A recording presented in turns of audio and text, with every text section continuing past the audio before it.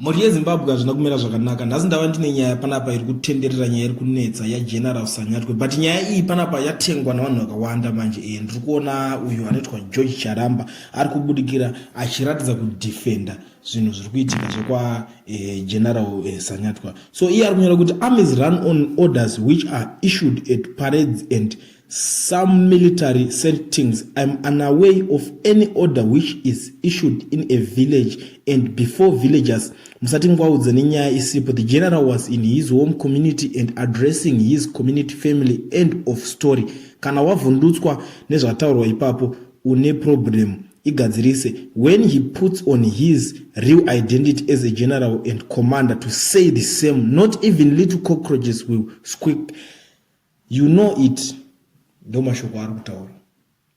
But guys, ngatimbone sana.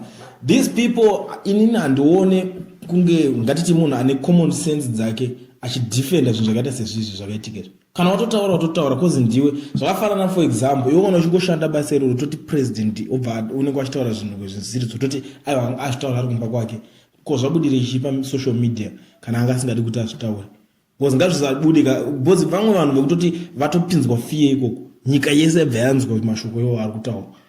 Tobudikira shosho tichidefenda zvakadaro. Problem inoitika nevanhu ava ndakaongorora inini, they think kuti ivo vakangwara kudarika citizens ese Zimbabwe. Ndo pane problem hombe pendakaona inini.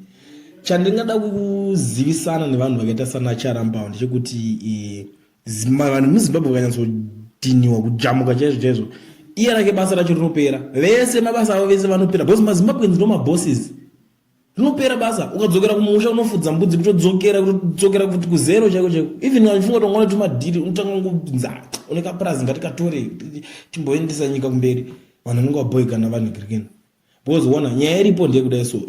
Mashoko aitotaurwa iwo anotoreva zvinhu zvakawandisa. Kureva kuti zvakutanga vanhu vari kuto chero makasati vhotera tungokumanikidzai kuti mutivhotere. Ma-elections acho anozoitirwa chii kana zvakadaro. Zvinhu zvakadai so takatozotarisa hazvisi fair. Ndo zvinhu zvinonzi zvisiri fair zvinenge zvichiitwa nevarume ava. Kakutodherera ikako. Ende inotori imwe sign yekuratidza kuti even sarudzo kana kuti ma-elections akaitwa akatobiridzirwa. Because mutotaura kuti isusu tinongokumanikidzai. Pakanzi aiwa munogadzirisa, toda kuti tigadzirise ma-reforms mamwe kuti ma-elections kana akuzoitwa pogadziriswa ma-electoral reforms. Inotori answer futi in advance kuti chero makagadzirisa ma-reforms acho ekuti alright makunyadzo zvese zvakuonekwa aminongobudikira chimanikidza vanhu kuti vhotera ingirikeni itonge kusvika pekupedzisira. Vhotera ZANU-PF itonge kusvika pekupedzisira. Chinodefendwa panyaya dzakadai so ichi handichioni. Munhu anofunga nepfungwa dzake common sense chadzo kwete zvekufunga nematumbu zvandiri kuona zvikiitika apa. Unofanira kuti apologize, unofanira kutomuudza kuti no, and don't withdraw that statement iroro. Akuda kuti rirambe riripo kuti zviite sei kuti uchikidzire vanhu. Because mangwana zvine zvazvinokonzeresa ende vanhu vane pavachapushwa kuti vasvike nenyaya iyo.